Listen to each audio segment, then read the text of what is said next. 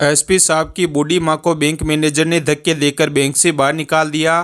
फिर एसपी साहब ने जो किया उसे देखकर आप भी दंग रह जाओगे। अप्रैल का महीना अपनी चिलचिलाती गर्मी के साथ पूरी तरह से आ चुका था। सूरज की तपिश आसमान से झुलसा रही थी और धरती की धूप में ऐसा लगता था जैसे हर चीज़ पिघलने वाली हो। दिन के 12 बजे का टाइम था। एक बहुत बड़े बैंक में एक बूढ़ी महिला जिसने साधारण से कपड़े पहन रखे हैं और उसके हाथ में एक पुराना सा लिफाफा है, उसे लेकर वह बैंक के अंदर घुस जाती है। लेकिन जैसे ही वह बूढ़ी महिला उस बैंक के अंदर घुसती है तो वहाँ पर जितने भी कस्टमर थे और जितने भी बैंक के कर्मचारी थे वह अजीब निगाहों से उस बूढ़ी महिला की तरफ देखने लगते हैं। उस बूढ़ी महिला का नाम था गायत्री। गायत्री जिसके एक हाथ में छड़ी है और एक हाथ में उसने पुराना सा लिफाफा पकड़ रखा है। वह धीरे धीरे काउंटर की तरफ बढ़ने लगती है जो काउंटर ग्राहकों के लिए था और ग्राहकों की मदद करने के लिए एक औरत वहां पर बैठी हुई थी। उस औरत का नाम था मंजू। अब वह धीरे धीरे मंजू की तरफ पहुंच गई थी। लेकिन बैंक के अंदर जितने भी लोग थे और जितने भी बैंक के कर्मचारी थे सभी की निगाहें गायत्री के ऊपर टिकी हुई थी। इसके बाद वह मंजू के पास जाती है और जाने के बाद बड़ी ही विनम्रता से कहती है कि देखिए मैडम, मेरे अकाउंट में क्या हो गया है, ये अच्छी तरह से चल नहीं रहा है। ऐसा कहकर गायत्री उस लिफाफे को मंजू की तरफ बढ़ाती है। लेकिन मंजू गायत्री के कपड़ों को देखकर उसे भांपती है और कहती है कि माँ जी, क्या आप गलत बैंक में तो नहीं आ गई? मुझे लगता है कि आपका खाता इस बैंक में नहीं होगा। लेकिन तभी जो गायत्री होती है वह बड़ी ही सहजता से कह देती है कि बेटी, एक बार तुम देख तो लो, शायद हो सकता है मेरा खाता इसी बैंक में हो। उसके बाद मंजू लिफाफा रखते हुए कहती है कि माँ जी, इसमें थोड़ा सा टाइम लगेगा और आपको थोड़ी देर तक इंतज़ार करना होगा।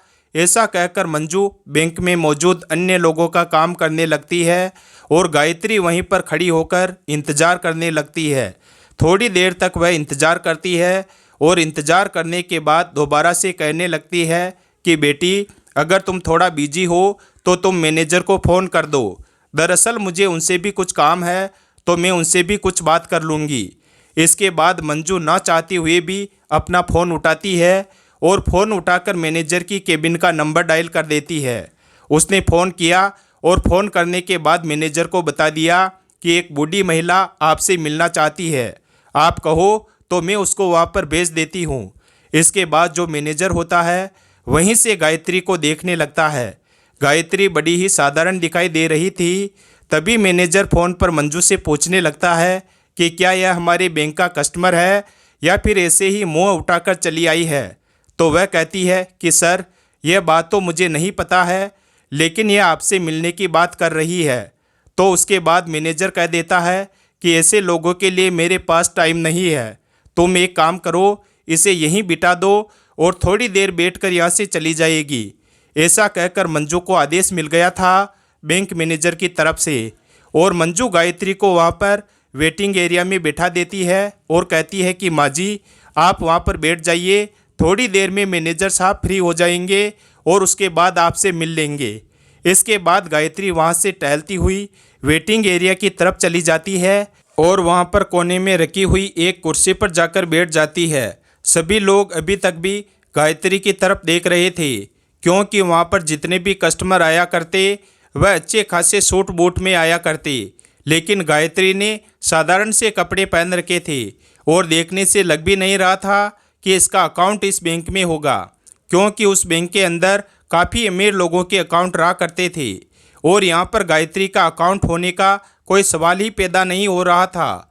इसी वजह से गायत्री आकर्षण का केंद्र बन गई थी और सभी लोग उसकी तरफ घूर घूर कर देखे जा रहे थे और तरह तरह की बातें उसके बारे में बना रहे थे।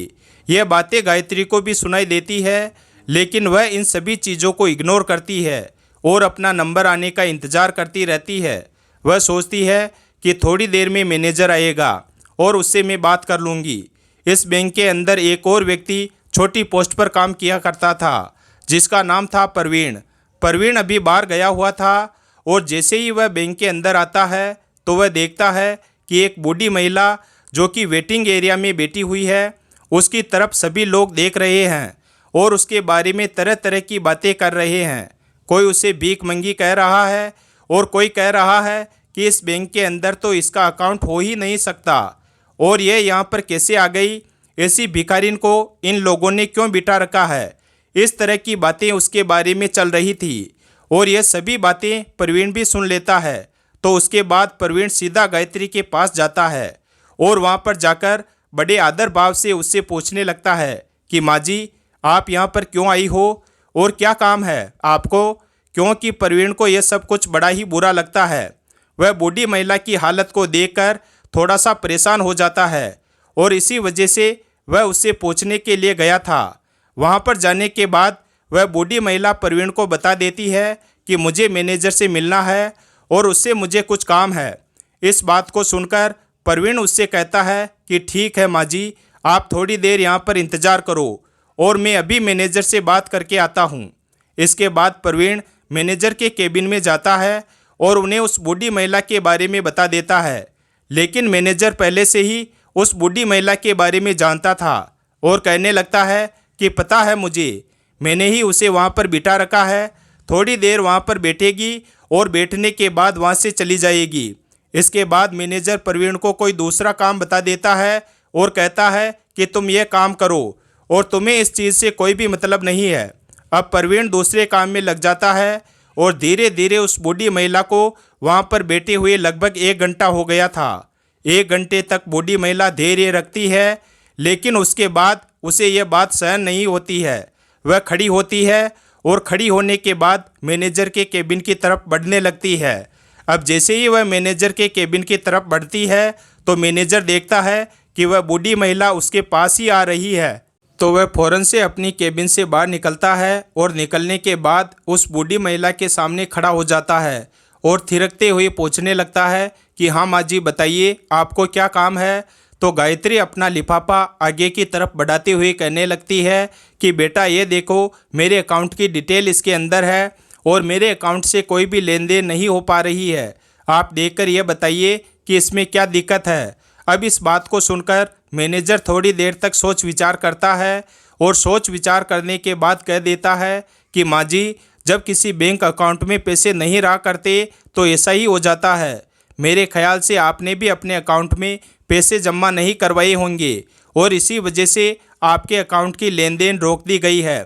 इसके बाद जो बूढ़ी महिला होती है वह बड़े ही विनम्र भाव से कहने लगती है कि बेटा, पहले तुम एक बार अकाउंट को चेक तो कर लो, उसके बाद ही कुछ मुझे बताओ तो ही अच्छा रहेगा।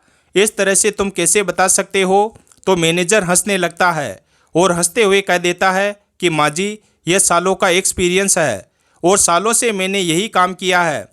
आप जैसे लोगों की शक्ल को देखकर मैं बता देता हूँ कि कौन व्यक्ति किस तरह का है, किसने अपने अकाउंट में कितना पैसा जमा किया होगा। आपके अकाउंट में तो मुझे कुछ भी दिखाई नहीं दे रहा है और मैं चाहता हूँ कि अब आप यहाँ से चली जाओ। मैनेजर धक्के देकर उसे बाहर निकालने लगा और बोला, सभी कस्टमर तुम्हारी तरफ देख रहे हैं, तुम जल्दी से इस बैंक के गेट से बाहर निकलो। बैंक के अंदर एक अलग तरह का माहौल क्रिएट हो रहा है।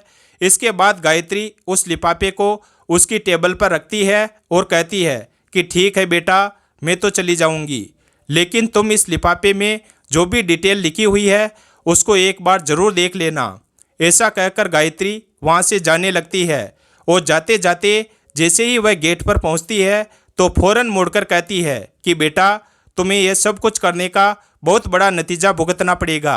ऐसा कहकर गायत्री वहाँ से बैंक के मेन गेट से बाहर निकल गई और टहलती टहलती वहाँ से चली जाती है। इसके बाद जब मैनेजर को ये बात सुनाई देती है कि तुम्हें बहुत कुछ भुगतना पड़ेगा तो थोड़ा सा डर तो उसे लगता है, लेकिन फिर वह सोचता है कि बुढ़ापे में ऐसे ही कह दिया होगा, कोई भी किसी भी प्रकार की दिक्कत नहीं है। मैनेजर अपने काम धंधे को करने के लिए चला जाता है। इधर टेबल पर वह लिफाफा पड़ा हुआ था जिस लिफाफे के अंदर बूढ़ी महिला के बैंक अकाउंट की डिटेल थी। इसके बाद जो प्रवीण होता है वहाँ से उस लिफाफे को उठा लेता है और अपने कंप्यूटर के सर्वर में लॉगिन करके उस लिफाफे के अंदर दी गई जानकारी के हिसाब से ढूंढने लगता है। ढूंढने के बाद जब पुराना रिकॉर्ड खंगाला जाता है तो उसे पता चलता है कि यह जो महिला यहाँ पर आई थी यह इस बैंक की एक तरह से मालकिन ही है, क्योंकि इस बैंक के 60% शेयर इसके पास ही है। अब इस बात को सुनकर वह बड़ा ही हैरान होता है और वह अच्छी तरह से उस डिटेल को पढ़ने लगता है। तो डिटेल को पढ़ने के बाद वह पूरी तरह से कन्फर्म हो जाता है कि यह इस बैंक की मालकिन ही है। इसके बाद प्रवीण उस रिपोर्ट की कॉपी निकालता है और कॉपी निकालकर बैंक मैनेजर के पास जाने लगता है। बैंक मैनेजर जो अपने केबिन में किसी अमीर कस्टमर से बात कर रहे थे और उन्हें तरह तरह की स्कीमें बता रहे थे। इसके बाद प्रवीण नोट करता है और नोट करने के बाद केबिन के अंदर जाने लगता है। बैंक मैनेजर उसे इशारा करता है और इशारे से पूछने लगता है कि किस लिए तुम यहाँ पर आए हो। उसके बाद जो प्रवीण होता है वह इशारों से ही बता देता है कि ये एक रिपोर्ट है जो उस महिला की है जो वहाँ पर आई थी और आपने उसे ऐसे ही यहाँ से भेज दिया। आप एक बार इस पर नज़र डालेंगे तो अच्छा रहेगा। ऐसा कहकर प्रवीण ने वह रिपोर्ट मैनेजर साहब की टेबल पर रख दी थी। लेकिन तभी जो मैनेजर साहब होते हैं अपने उस क्लाइंट से थोड़ी देर के लिए एक्सक्यूज़ लेते हैं और कहते हैं कि देखो भाई प्रवीण, हमारे पास ऐसे वैसे लोगों के लिए टाइम नहीं है। इसके बाद प्रवीण बड़े आदर भाव से मैनेजर से कहने लगता है कि अगर आप इसको एक बार देख लें तो बड़ा ही अच्छा रहेगा। लेकिन जो मैनेजर होता है वह उस रिपोर्ट को आगे की तरफ सरकाते हुए कहता है कि मुझे इसको नहीं देखना और मुझे ऐसे कस्टमर में कोई भी दिलचस्पी नहीं है। ऐसा कहकर उसने रिपोर्ट को प्रवीण की तरफ बढ़ा दिया था और प्रवीण उस रिपोर्ट को वहाँ से लेकर अपने काम धंधे में लग जाता है। बैंक के अंदर का माहौल अब शांत हो गया था। सभी लोग अपने काम धंधे में लग गए थे और धीरे धीरे शाम हो जाती है। उसके बाद दूसरे दिन उसी टाइम पर जिस टाइम पर गायत्री आई थी उसी टाइम पर फिर से आती है। लेकिन आज उसके साथ एक शॉर्ट बोट वाला व्यक्ति था जिसके हाथ में एक ब्रीफ केस भी था और वह कोई और नहीं बल्कि गायत्री का बेटा एसपी मनोज शर्मा था। अंदर आने के बाद वहाँ पर सभी लोगों का अटेंशन वह अपनी तरफ खींचते हैं। इसके बाद मैनेजर को अपनी तरफ आने का इशारा करते हैं तो मैनेजर भी डरते हुए अपने केबिन से निकलकर गायत्री के सामने आकर खड़ा हो गया था।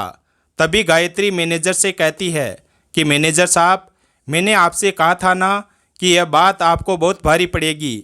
आपने जो कुछ भी कल मेरे साथ किया था वह बिल्कुल भी बर्दाश्त के लायक नहीं है। तो अब आप अपनी सज़ा भुगतने के लिए तैयार हो जाइए। इस बात को सुनकर मैनेजर थोड़ा सा बौखला जाता है, लेकिन फिर वह सोचता है कि यह भला मुझे क्या सज़ा दे सकती है, यह भला मेरे साथ क्या कर सकती है। उसके बाद गायत्री कहती है कि तुम्हें मैनेजर के पद से हटाया जा रहा है और तुम्हारी जगह इस बैंक में काम करने वाले प्रवीण को मैनेजर बनाया जा रहा है और तुम्हें फील्ड का काम देखना होगा। इस बात को सुनकर मैनेजर थोड़ा सा बौखला जाता है और वह कहने लगता है कि आप होती कौन हो मुझे इस तरह से हटाने वाली। तो गायत्री कहती है कि मुझे इस बैंक की एक तरह से मालकिन ही समझ लो, क्योंकि 60% शेयर वैल्यू मेरे पास है और मैं चाहूँ तो तुम्हें हटा भी सकती हूँ और किसी और को तुम्हारी जगह लगा भी सकती हूँ। यह बात सुनकर बैंक के अंदर जितने भी कर्मचारी थे और जो कुछ कस्टमर कल भी इस बैंक के अंदर आए थे और आज भी आए थे वह सभी लोग एकदम से हैरान हो जाते हैं और गायत्री की तरफ अजीब निगाहों से देखने लगते हैं। इसके बाद एसपी मनोज शर्मा अपने उस ब्रीफ केस को खोलते हैं और खोलने के बाद उसमें से एक डॉक्यूमेंट निकालते हैं जो कि प्रवीण के प्रमोशन का था। उसे एक बैंक मैनेजर बना दिया गया था। इसके बाद में दूसरा लेटर निकालते हैं जिसको बैंक मैनेजर को दे देते हैं और कहते हैं कि अगर तुम्हें फील्ड में ड्यूटी करनी है तो तुम बेशक से कर लो, लेकिन मैनेजर बनकर तुम इस बैंक में नहीं रह सकते। यह बात सुनकर मैनेजर के पसीने छूटने लगते हैं और वह अपनी कल की गलती के लिए बूढ़ी महिला से माफ़ी मांगने लगता है। लेकिन तभी जो गायत्री होती है वह उसे उठाती है और कहती है कि माफ़ी किस बात की मांग रहे हो और मैं किस वजह से तुम्हें माफ़ कर दूं? तुमने मेरे साथ जो व्यवहार किया था वह हमारे इस बैंक की पॉलिसी के खिलाफ है। क्या तुमने कभी भी इस बैंक की पॉलिसी नहीं पढ़ी? यहाँ पर गरीब और अमीर में कोई भी फर्क नहीं किया जाएगा और सभी को एक ही पलड़े में तोला जाएगा।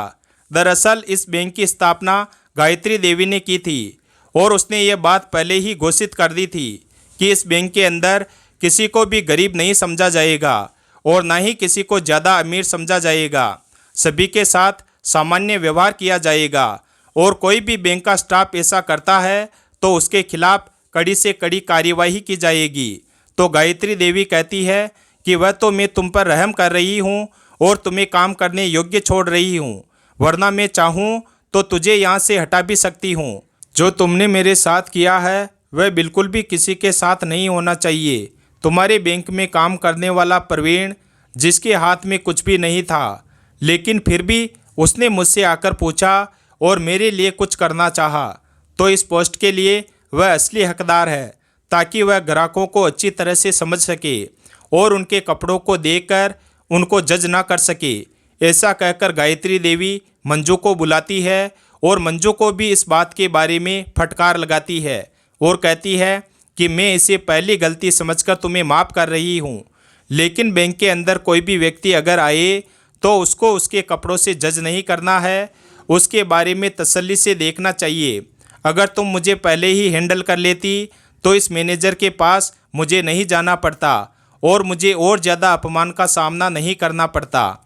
इसके बाद मंजू हाथ जोड़ने लगती है और उनसे माफ़ी मांगने लगती है और कहती है कि माँ जी, मुझे माफ़ कर दीजिए, मुझसे बहुत बड़ी गलती हो गई और आगे से आपको ऐसा कुछ भी देखने को नहीं मिलेगा।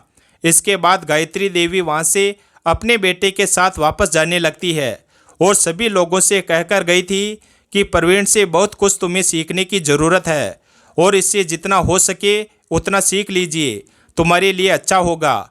अब मैं बीच बीच में यहाँ पर किसी न किसी को भेजती रहूँगी जो तुम्हारी इन हरकतों के बारे में अच्छी तरह से मुझे रिपोर्ट दे सके। ऐसा कहकर गायत्री देवी वहाँ से चली गई थी और बैंक का पूरा स्टाफ इस बारे में बात करने लगता है और सोचता है कि अब अच्छी तरह से काम करना होगा, कहीं अगली बार उनका नंबर ना आ जाए। इस बात को सोचकर पूरा बैंक सुधर जाता है और सभी लोग अच्छी तरह से उस बैंक के अंदर काम करने लगते हैं। गायत्री देवी का ये कारनामा चारों तरफ फैल गया था और सभी लोग उस बैंक की तारीफ करने लगते हैं और कहते हैं कि मालकिन हो तो ऐसी हो, वरना बेशक से ना हो, क्योंकि ज़्यादातर मालिक अपने बैंक को खोलकर चले जाते हैं। फिर चाहे पीछे से मैनेजर किसी भी तरह का काम करे या पीछे से कोई भी कर्मचारी कैसा भी काम करे, उन्हें इस चीज़ से कोई भी मतलब नहीं होता है। लेकिन गायत्री देवी ने अपने ओनर होने का पूरा कर्तव्य निभाया और उस बैंक के कर्मचारियों को अच्छा सा सबक सिखाया। वीडियो अगर पसंद आया हो तो वीडियो को लाइक करें और हमारे चैनल शिव भक्त को सब्सक्राइब करें और अपने दोस्तों के साथ शेयर करें और कमेंट करके बताएं वीडियो कैसा लगा। धन्यवाद।